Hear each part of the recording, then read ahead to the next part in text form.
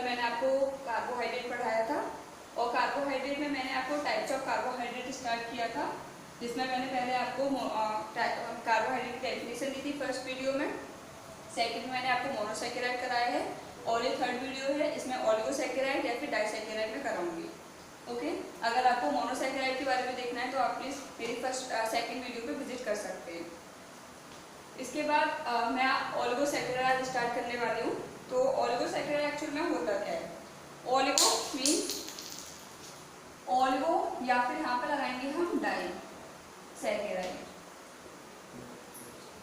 तो ओलिगो का मतलब होता है more than 2 but less than और इक्वल टू 10। इसका मतलब क्या? और डाई का मतलब होता है 2, सैकेराइड यानी कि कार्बोहाइड्रेट्स। ओके, तो इसके बाद ओलिगो यानी कि 2 से तो ज़्यादा हो और आपके 10 से कम हो क्या?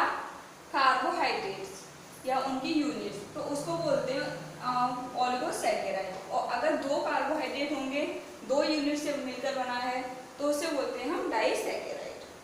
ओलिगोसैकेराइड क्या होता है? All are water soluble. जितने भी ओलिगोसैकेराइड या फिर डाइसैकेराइड्स होते हैं वो वाटर में सॉल्युबल होते हैं।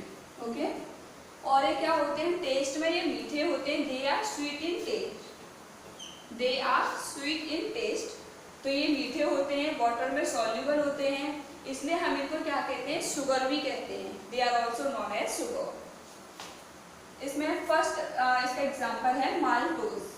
ओलिगोसैकेराइड में फर्स्ट आता है आपका माल्टोज। माल्टोज को हम माल्ट शुगर कहते हैं। और जितनी भी सैकेराइड्स हैं, जितने भी कार्बोहाइड्रेट्स हैं, उनके नॉर्मल नेम, मेन नेम या फिर कॉमन नेम जो होते हैं वो आप जरूर याद रखिएगा, क्योंकि डायरेक्ट क्वेश्चन इनके नेम से और इनके लिंकेज से पूछा जाता है कि किस तरह की लिंकेज शो करते हैं। अब जैसे कि अभी मैं आपको ओलिगोसैकेराइड पढ़ा रही हूँ, तो ओलिगोसैकेराइड में आपका माल्टोज है, लैक्टोज है, सुक्रोज है, ये आएंगे।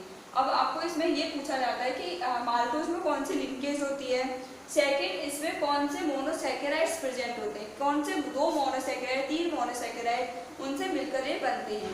तो माल्टोज क्या है? 2 मोनोसैकेराइड सब मिलकर बनता है, दैट इज डाइसैकेराइड। ओके, और ये से कॉमन नेम जो है इसका वो है माल्ट शुगर।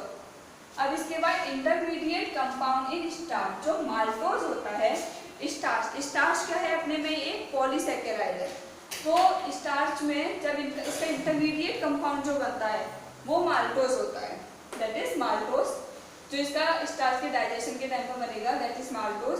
और इनके कॉमन नेम क्या है? माल्ट शुगर है। अब इसका आता है लिंकेज। आपको पता होगा जैसे कि कार्बोहाइड्रेट्स होते हैं उनमें लिंकेज शो होती है। एक मोनोसैकेराइड लिया, अब दूसरा मोनोसैकेराइड लिया, उनके बीच में ग्लाइकोसाइडिक बॉन्ड बनती है, ग्लाइकोसाइड। और कहाँ पर बनता है? इसमें ग्लाइकोसाइडिक बॉन्ड जो बनती है वो 1 और 4 कार्बन के बीच में, या फिर 1 और 4 जो जैसे इनकी चेन होगी उनके फर्स्ट में और उसके बाद 4th एलिमेंट, उनके बीच में जो लिंकेज बनेगी उसको बोलेंगे 1,4 ग्लाइकोसाइडिक लिंकेज। और ये जो होती है वो कैसे होती है? किन 2 मोनोसैकेराइड्स के बीच में बनेगी, that is alpha D glucose and alpha D glucose. ये सेम टाइप के ही मोनोसैकेराइड्स है, दैट इज होमोसैकेराइड्स। ओके, तो ये होमोसैकेराइड्स के बीच में बनती है alpha D glucose. Alpha D glucose को जब इनके बीच में लिंकेज होगी कौन सी? 1,4 ग्लाइकोसाइडिक लिंकेज बनेगी, तो उससे हमें क्या मिलेगा? माल्टोज। इसका कॉमन नेम है माल्ट शुगर। ओके, अब इसके बाद आता है आपका लैक्टोज। लैक्टोज को हम नॉर्मली मिल्क शुगर भी कहते हैं, this is also known as milk sugar. और लैक्टोज जैसे कि हम जानते हैं, लैक्टोज हमें कहाँ मिलता है? दूध में मिलता है। और इसका जो एक बेस्ट एग्जाम्पल है वो मदर मिल्क है। जैसे कि जब मतलब बेबी होता है तो फीडिंग के टाइम पे जब बेबी को दूध पिलाती है माँ, तो उसमें जो मिल्क में लैक्टोज होता है वो हाई अमाउंट में होता है, क्योंकि ये लेस स्वीट है और ये बहुत ज़्यादा एनर्जेटिक होता है, उसको एनर्जी मिलती है इससे, तो इसे लैक्टोज बोलते हैं, मिल्क शुगर भी बोलते हैं। और सबसे ज़्यादा कहाँ मिलता है? मदर्स मिल्क में मिलता है। ये ह्यूमन के लिए, ह्यूमन में ज़्यादा मिलता है देखने को। और ये लीस्ट स्वीट है, मतलब ये थोड़ा कम मीठा होता है, बहुत ज़्यादा स्वीट नहीं होता है। इसके बाद इसमें जो लिंकेज होती है वो बीटा 1,4। अगर अल्फा था, इसका मतलब सेम साइड है, जो मैं आपको एक बार भी स्ट्रक्चर ड्रॉ करके बताऊंगी क्या होता है। तो बीटा 1,4 ग्लाइकोसाइडिक लिंकेज, ये कहाँ पे होगी, ग्लाइकोसाइडिक, जैसे मैंने आपको पहले बताया था बीटा 1,4 के बीच में होगी, दैट इज अपोजिट साइड में होगी। और किन दो मॉलिक्यूल्स के बीच में होगी, ये होगी ग्लूकोज के और गैलेक्टोज के बीच में, ठीक है। इसे क्या बोलेंगे हम, लैक्टोज।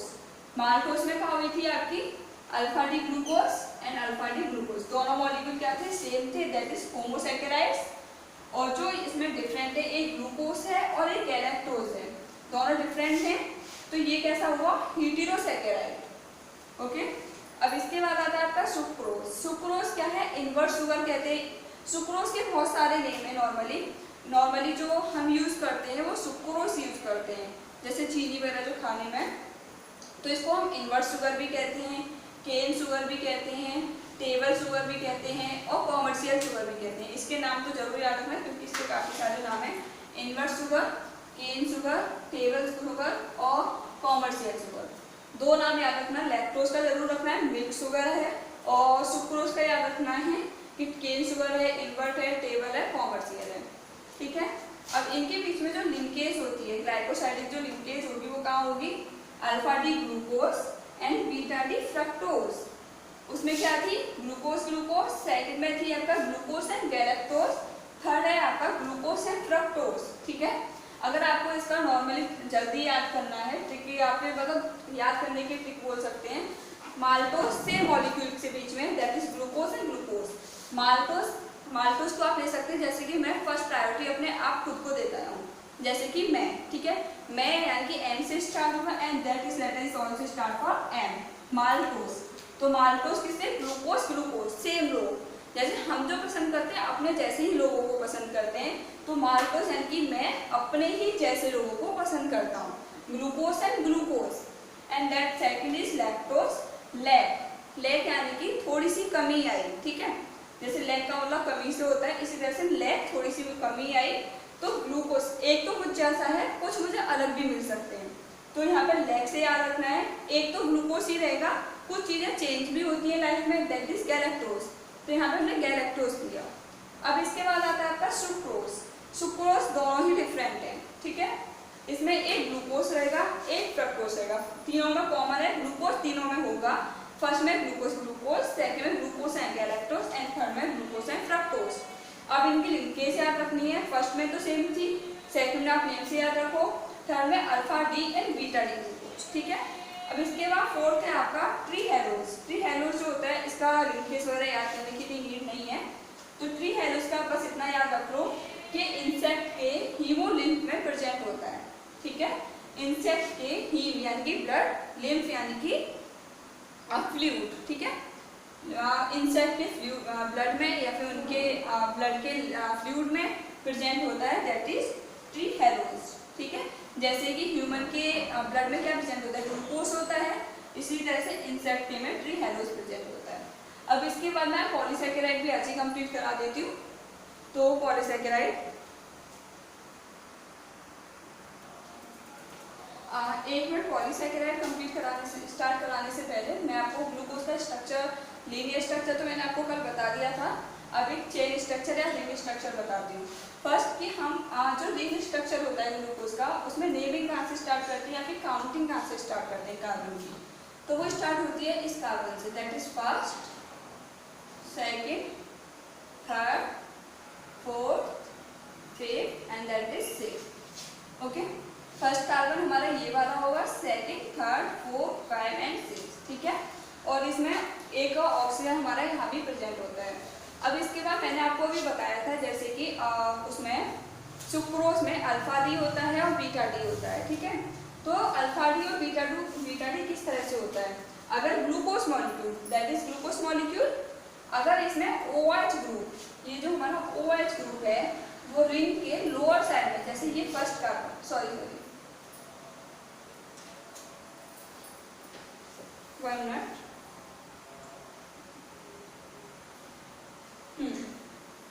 अगर हमारा ये OH ग्रुप जो है, फर्स्ट कार्बन की बात हो रही है, दैट इज फर्स्ट कार्बन के अगर ये लोअर साइड में होगा, ठीक है, तो ये कैसा है, अल्फा डी ग्लूकोज, ओके, और अगर यही हमारा OH ग्रुप इसके अपर साइड में प्रेजेंट होगा, ठीक है, यहाँ ऊपर होगा या अपर साइड में होगा फर्स्ट कार्बन के, तो इसका नाम हो जाएगा बीटा डी ग्लूकोज, ठीक है, ये याद रखना। अब इसके बाद मैं आपको पॉलीसैकेराइड स्टार्ट कराती हूँ। ये छोटी सी चीज़ है जो याद रखना बस। हाँ, तो मैंने आपको ओलिगोसैकेराइड्स कंप्लीट करा दिया और ग्लूकोज का स्ट्रक्चर बता दिया है। अब इसके बाद मैं पॉलीसैकेराइड्स बताती हूँ। जैसे ओलिगोसैकेराइड का मैंने बताया कि more than 2 but less than 10। अब पॉलीसैकेराइड का मतलब है मोर देन 10, और वो कितने भी हो सकते हैं, 100 हो सकते हैं, 1000 हो सकते हैं, कितने भी हो सकते हैं, बट मोर देन हो, ठीक है, उनको बोलेंगे हम पॉलीसैकेराइड्स। होमो पॉलीसैकेराइड का मतलब है, होमो का मतलब क्या होता है, सेम,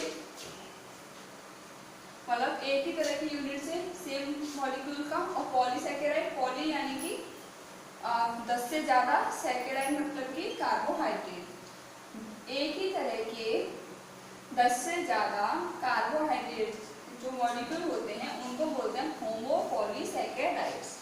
ओके, अब इसका फर्स्ट एग्जांपल है आपका सेलुलोज। सेलुलोज क्या होता है, linear polymer of beta D glucose. ये लीनियर स्ट्रक्चर है, इसमें ये याद रखना कि कौन सा ब्रांच है और कौन सा आपका लीनियर है। तो ये किस तरह का स्ट्रक्चर है, लीनियर स्ट्रक्चर है, और बीटा डी ग्लूकोज किसका बना हुआ है, बीटा डी ग्लूकोज का है। बीटा डी ग्लूकोज का लीनियर स्ट्रक्चर है, लीनियर पॉलीमर है, और इसके पास लिंकेज किस तरह की होती है, बीटा 1,4। ये आपको याद रखना है, लिंकेज बीटा 1,4 होती है। वुड यानी कि लकड़ी में जो ये सेलुलोज होता है वो 50% होता है, और कॉटन में ये 90% होता है।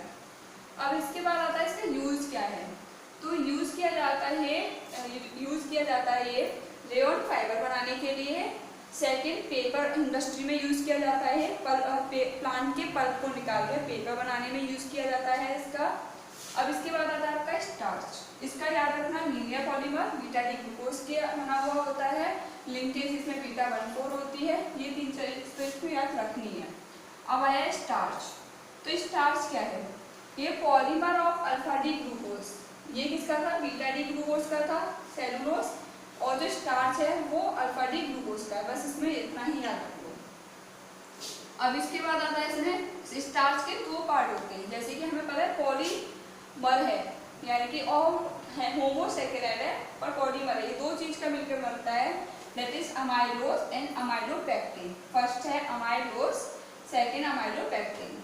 अमाइलोज क्या होता है, इसमें 250 से लेके 300, 250 से लेके 300 ग्लूकोज की यूनिट होती है।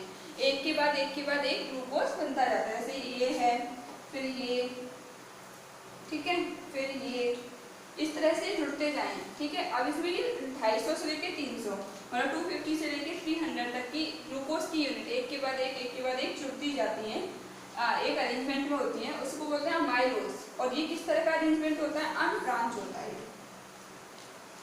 ये किस तरह का अरेंजमेंट है, अनब्रांच यानी कि लीनियर अनब्रांच। हाँ, ये अनब्रांच है यानी कि लीनियर स्ट्रक्चर है एक तरह का, और इसमें जो लिंकेज होती है वो होती है अल्फा 1,4 लिंकेज। अल्फा 1,4 लिंकेज ये याद रखना, किसका बना था, ग्लूकोज की 250 से लेके 300 यूनिट का मिलकर बना है।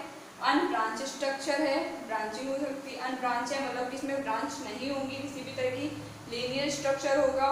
किसका है, लिंकेज कौन सी है, अल्फा 1,4 है।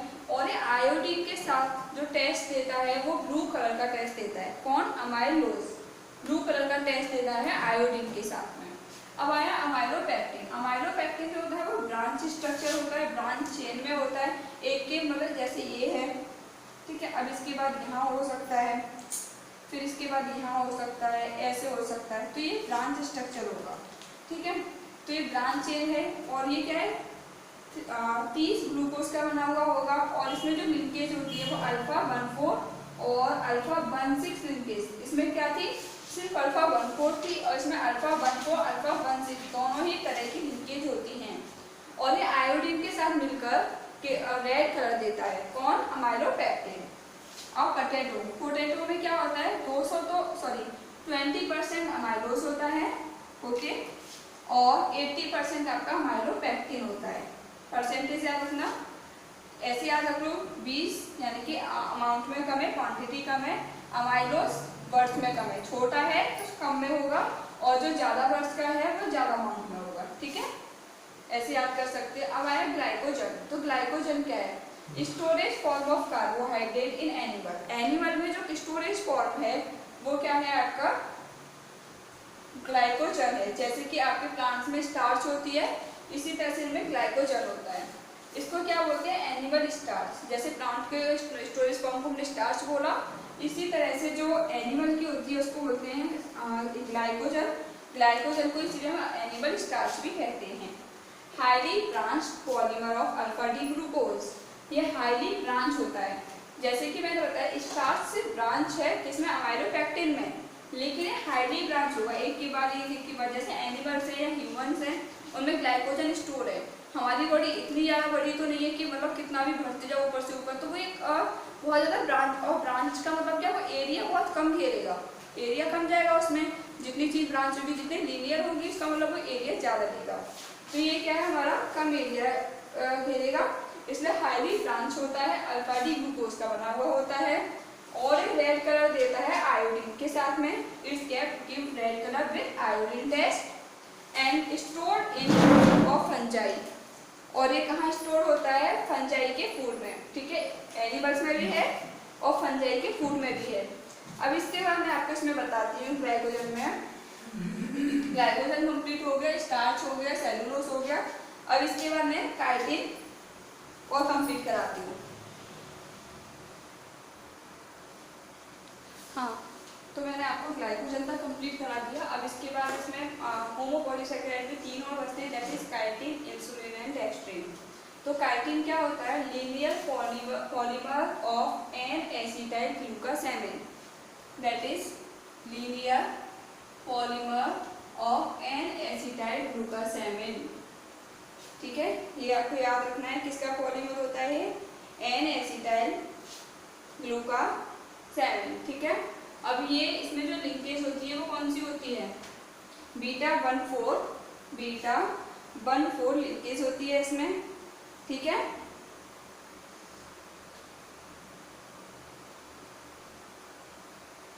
और ये जो एन एसिटाइल ग्लूकोसामिन ये होता क्या है एक्चुअल में? एन एसिटाइल ग्लूकोसामिन जो है वो आपका डेरिवेटिव फॉर्म है बीटा डी ग्लूकोज की। ठीक है, derivative form of glucose beta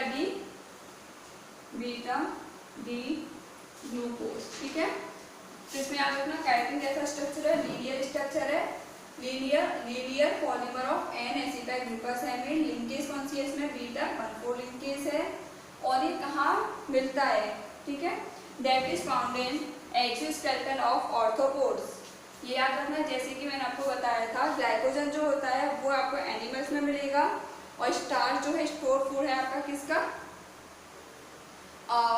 starch plants का है। और सेलुलोज क्या होता है? आपकी सेल वॉल होती है किसमें? प्लांट्स में होती है। इसी तरह से काइटिन जो है ऑर्थ्रोपोड्स की सेल वॉल होती है। ऑर्थ्रोपोड्स की जो सेल वॉल या एक्सोस्केलेटन स्ट्रक्चर जो होता है वो काइटिन का बना हुआ होता है। अब इसके बाद आ आपका insulin. So insulin is a linear polymer of fructose. बाकी ये किसका था? ग्लूकोज का था।